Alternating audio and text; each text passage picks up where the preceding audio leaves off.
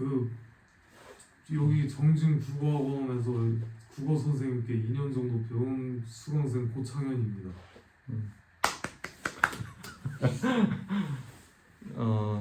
그러면 이번에 이제 수능을 봤는데 예. 점수가 어떻게 나왔는지 한번 설명해 줘. 국어 화작 선택했고 수학 미적분 선택했고 영어랑 그 다음에 화학 원, 생명 원 선택했는데 이제 전부 다 1등급 나왔습니다. 국어는 몇 점이야? 국어 원점수는 제가 채점했을 때는 95점이었던 것 같은데 표준 점수 보니까 차이가 없으니까 95점. 예. 그러면은 그 전에는 점수가 좀 오른 편이야 지금 그러면? 많이 올랐죠. 그러면은 이제 여기 다니면서 좀 좋았던 점? 그 선생님한테 이제 배우면서 뭐 좋았던 점? 장점이나 뭐 이런 게 있을까? 예, 많죠. 국어라는 과목을 중점적으로 저는 국어학원을 여기서 다녔으니까 국어에 대해서 일단 얘기를 해보자면 이제 국어가 제가 제일 힘들었던 부분이 문학인데 이 문학이 자기 주관이 들어가서 해석을 해버리면 이제 굉장히 어려워지거든요. 왜냐면 선지가 다 맞는 말인 것 같고 어떤 건 다 틀린 것 같기도 하고 딱 가장 힘들 때가 세 개의 선지는 확실히 답이 아닌 거 알았는데 두 개 중에서 헷갈리는 문제 이게 제일 어려운 케이스인데 이게 왜 그렇게 되는 거냐면 제 주관이 어쩔 수 없이 해석에 들어가게 돼서거든요. 근데 이제 그 해석할 때 주관이 안 들어가는 방법이 문제 많이 푸는 것도 많이 푸는 거지만 이제 그 지문과 같이 주는 보기가 있어요. 그 보기 문제를 먼저 읽어서 그 보기에서 제시하는 방향으로 해석을 해야 되는데 그걸 연습하는 게 어려웠거든요. 그런데 이제 여기서 국어 선생님이 알려주실 때 이 작품만 아니라 이 작품을 쓴 저자, 그 다음에 그 저자가 살았던 시대 배경과 역사적인 부분, 그리고 또 그때 실제로 어떤 상황이었는지 그런 거를 전부 다 자세하게 설명을 해주면서 이제 작품에 대한 전반적인 이해를 시켜주니까 그 보기가 이제 이해가 되는 거죠. 그러니까 요 보기에서 원하는 방식은 이렇게 해석을 하는 거구나. 요거를 이제 알려면 그 작품만 아는 게 아니라 그 작품이 쓰여진 시기의 역사적 상황부터 해서 전반적인 내용을 알고 줄거리까지 좀 알아야 되는데 그거를 굉장히 자세하게 설명해 주셨어요. 그래서 작품 수 자체는 많이 하진 않았는데 근데 이제 연계되는 문학 작품들 위주로 했고 그 다음에 그렇게 공부를 하는 방향을 잡으니까 제가 혼자 집에서 공부할 때도 비연계로 나오는 그 교과과정 외의 문학 작품들도 공부를 할 때 이것도 이제 배경이 어떤지 그 다음에 저자는 누군지 그리고 어떻게 그 저자가 인생을 살아왔는지 이런 거를 보고 그 다음에 보기 위주로 공부를 할 수 있어서 여기에서는 문제 푸는 스킬을 배웠다기보다는 공부하는 방향에 대해서 배웠다고 생각합니다. 그렇게 해서 문학을 잡을 수 있었어요.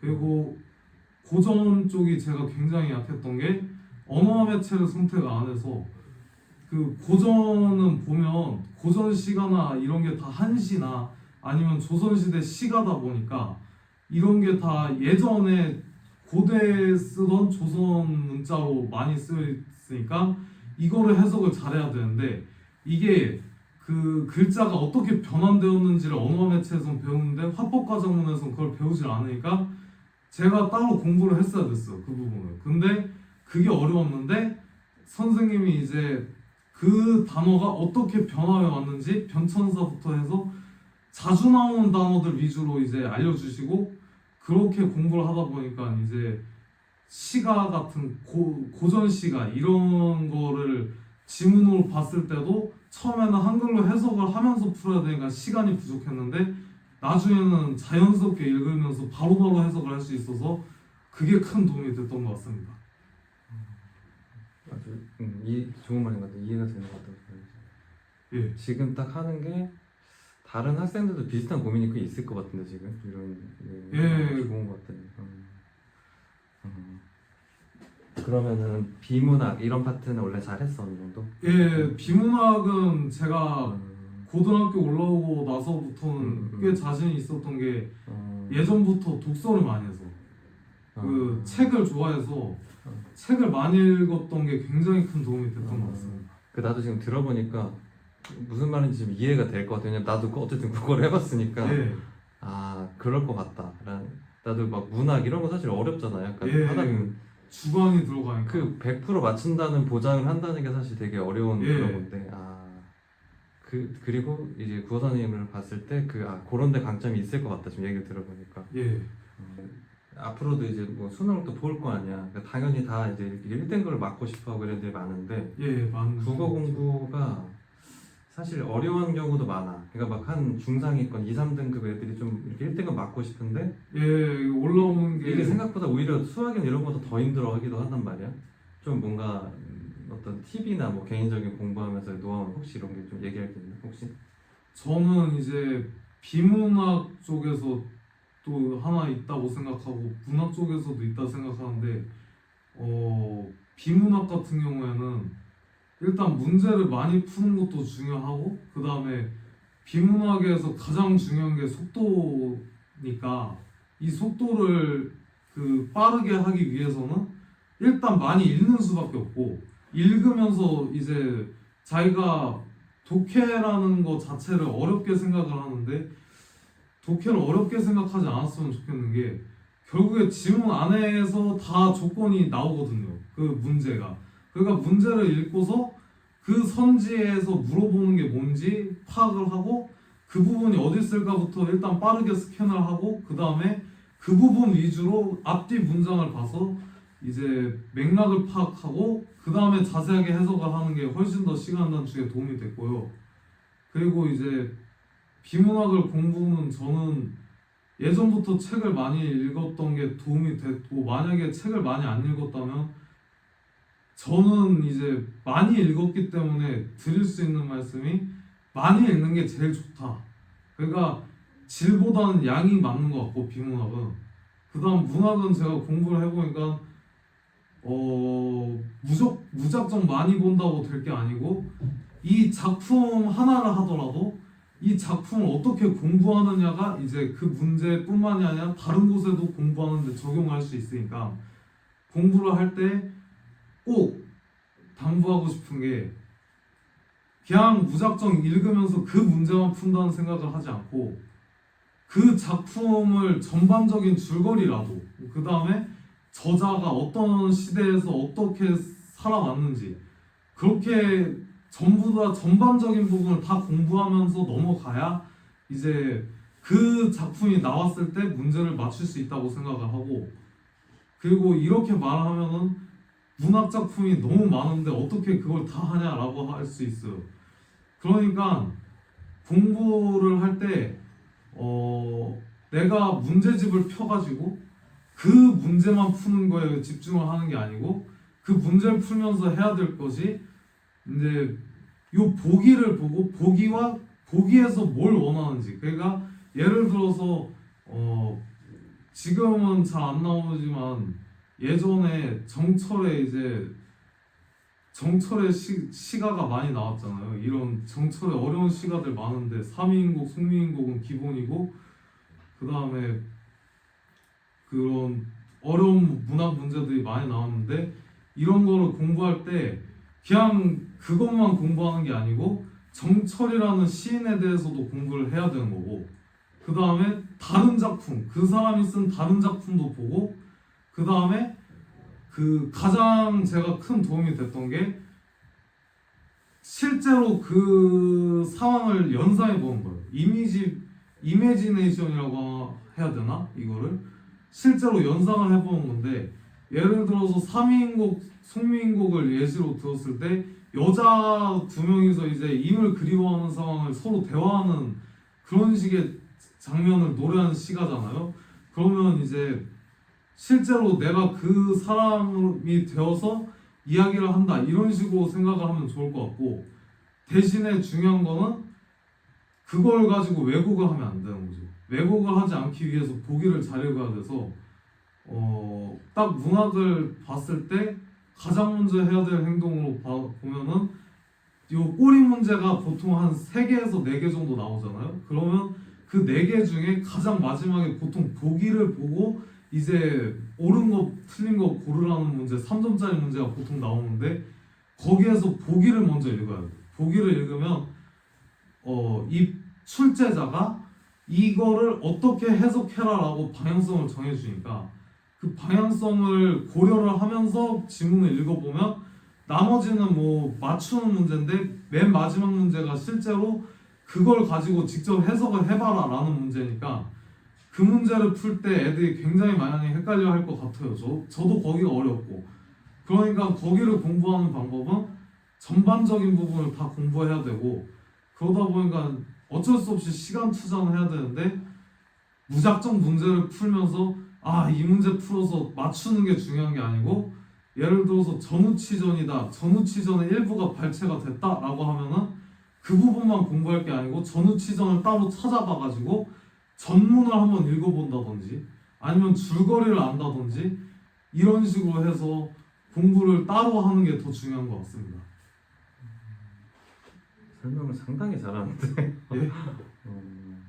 어느 정도 엄청 깊게 공부를 한 것 같다. 근데 예. 그렇게 보통 애들이 그런 식으로 안 하는 것 같은데, 안 할 것 같은데. 그 시간이 부족하죠. 다른 과목을 하느라. 그래서 그런데 국어가 요새 어려워지다 보니까 국어도 그 정도 투자할 가치가 충분히 있다고 생각을 해서 그래서 할 거면 국어 1등급을 받아야 되니까 공부할 거면 깊이 하는 게 맞다고 생각합니다. 나오는 이유가 있구나. 얘기를 들어보니까 보통 그러니까 그런 고전 같은 거 이제 문제 풀다 보면 나오면 그거만 딱 읽지 보통 애들이. 예. 그거를 막 찾아보거나 그걸 막 이입을 해서 이렇게 생각을 해보거나 예. 그렇게는 잘 안 할 것 같은데. 애들이. 그 장소나 지명 같은 것도 한번 찾아보는 거를 추천하고 싶어요. 저도 처음에는 그게 뭔가 했는데 그 실제로 거기에 나오는 지명들을 직접 인터넷 같은 곳에 찾아서 뭐 산 같은 거 많이 나오잖아요. 왜냐면 자연에 대해서 노래를 많이 하니까 사대부들이 그러면 그 자연 환경이 얼마나 그 경치가 좋았길래 이 사람들이 이런 말을 했을까 이런 것도 찾아보면서 하면 좋으니까 그렇게 시간도 오래 안 걸리고 그냥 경치 한번 사진으로 찾아본다 리프레시하는 개념으로 중간중간에 인터넷 검색도 하면서 하면 좋을 것 같아요. 저도 그렇게 했으니까. 얘기를 지금 들어보니까 좀 이제 이해가 되는 게 고전 어려워하는 게 약간 그러니까 옛날 말이고 옛날 말. 옛날 사람들의 생각이니까 사실 이게 잘 모르잖아요. 좀 공감이 매칭이 덜 안 되고. 근데 그러면 그 깊게 해서 몇 작품만 해봐도 또 사실은 비슷한 구조들을 다 많이 구조가 비슷해요. 그러니까 또 이해하는 데 도움이 되겠구나. 만약에 이 작품이 안 나와도 이걸 해도 어차피 비슷한 얘기들 사실 많이 하니까 그 시대 사람들이 그 얘기에 가깝구나. 비문학에 팁 줄 게 있다면 어때? 일단은 비문학을 보면은 가장 중요한 게 겁먹지 않는 것 같아요. 지문이 너무 길다 보니까 겁부터 먹고 넘기는 경우가 있는데 실제로 그 중에 중심 문장은 몇 줄 안 되고 다 그거를 부연 설명해주는 쉽게 풀어 설명하는 예시라고 봐야 되니까 이 예시 같은 경우에는 조금 나중에 봐도 되거든요. 그러니까 중심 문장을 찾는 게 중요한데 중심 문장을 찾는 거는 결국에 문제에 있어. 문제에 보기나 아니면 물어보는 게 뭔지 이거를 보면은 예를 들어서 과학 같은 경우에 보면은 과학 기술에 대해서 얘기를 보통 하잖아요.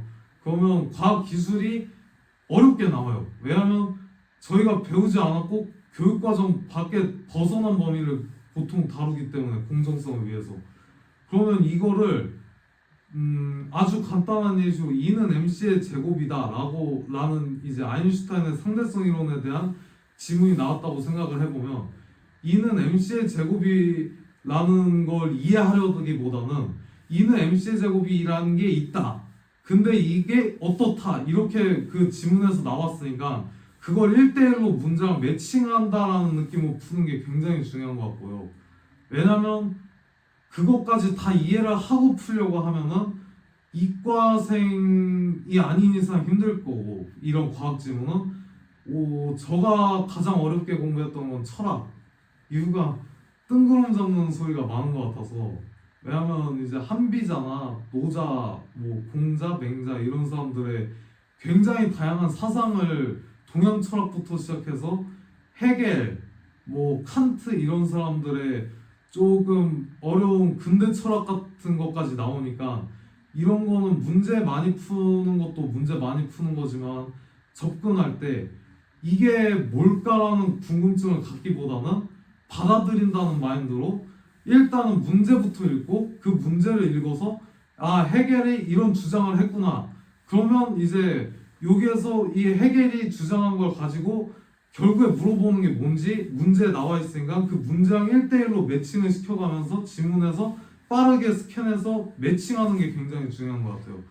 왜냐하면 다 예시니까 그 예시를 다 읽으면서 이해할 필요는 없고 이해가 안 되는 부분만 읽으면 되는데 그거를 다 읽게 되면 시간이 부족해서 뒤에 문학을 풀 시간이 부족하거든요. 저 같은 경우에는. 그래서 저는 비문학은 풀 때 전부 다 읽는다는 생각보다는 약간 퍼즐 맞춘다라는 느낌으로 문제를 먼저 읽어서 얘가 뭘 물어보는지 1번 선지, 2번 선지, 3번 선지, 4번 선지, 5번 선지가 있을 텐데 거기에서 물어보는 게 뭔지 보고 그 다음에 지문을 빠르게 읽어서 그 단어나 아니면 중심 문장 같아 보이는 곳을 일단 찾고 그 부분 위주로 이제 앞뒤 문장을 읽어서 대충 맥락을 파악하고 그래도 이해가 안 된다 하면은 그 문단 자체를 좀 꼼꼼히 읽는 거예요.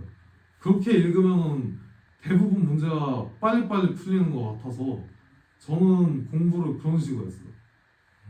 일단은 그 제가 여기서 가장 큰 도움을 받았던 거는 국어 선생님이 이제 굉장히 문학을 자세하게 설명을 해주니까 이 작품 하나를 하더라도 그 작품 하나를 완전히 알고 넘어갈 수 있어서 그 부분을 가지고 다른 곳에도 비슷한 맥락이 적용이 되니까 그거를 적용할 수 있었던 거 이거에 대해서 공부하는 방법에 대해 배울 수 있었던 게 굉장히 컸고 그리고 백날 얘기해봤자 이 학원 같은 곳에 다니면서 공부해도 아마 성적은 오르기 힘들 거라 생각을 해요.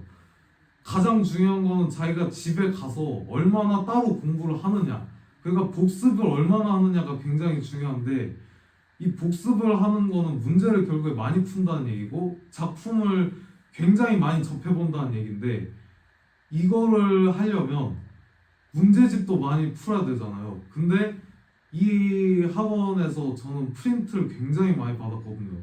선생님께서 숙제를 많이 내준다라고 이제 생각을 하실 수도 있는데 저는 이 숙제라는 거가 굉장히 중요하다고 생각을 해요. 왜냐면 선생님께 문제 이거 들어봤자 집에 가서 다음날 이걸 제가 집에 가서 이걸 공부를 안 하고 그냥 잠에 들어버렸으면 다음날 어차피 까먹거든요. 그리고 감을 잃어요.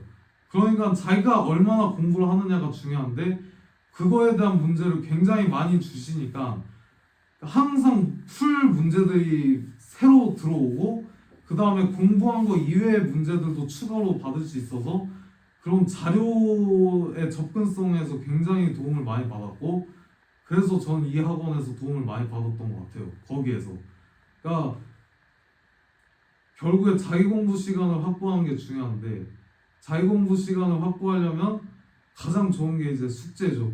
혼자 문제를 찾아서 푸는 것도 푸는 거지만 일단 어딘가에서 자료를 받아볼 수 있으면 좋으니까 거기에서도 메리트가 있다고 생각을 하고 그 다음에 저도 공부를 이제 국어 공부를 많이 안 했다가 고등학교 와서 국어가 어렵다는 걸 느끼고 공부를 했던 사람으로서 지금 수험생들이 어디가 어려워할지 잘 알고 저도 거기가 어려웠으니까 그 부분 공부하는 거에 집중을 해야 된다고 생각을 하고 그리고 1등급까지 오는데 굉장히 힘들었지만 막상 1등급 받으니까 기분이 날아갈 것 같습니다. 그러니까 지금 새로 올라올 수험생분들도 열심히 해서 1등급을 받으면 그 힘든 과정이 실제로 전부 다 수능 성적표를 받는 그날에